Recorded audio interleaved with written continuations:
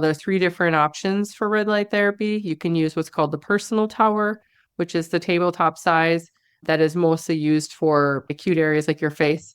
There's the core tower, which goes inside the sauna door, which is probably, I would say, the most popular so that you could bring these therapies together. And then we have the full body tower. So if you want to use it outside the sauna, you stand up in front of it and use it. It's basically full body. Mine is in my sauna on the sauna door. My routine is I heat up my sauna for about 30 minutes or so. And then when I get in, I turn on the red light therapy tower. Now, the red light has its own timer. Some days I'm not in the mood for the red light or I just don't have time for it. So I don't always turn it on, but I typically do. And it's usually on like the first 10, 15 minutes of my sauna session while my body's warming up. So I flip on the red light, I sit in front of it. My face is usually pretty close to it because I do really relish the benefits of the anti-aging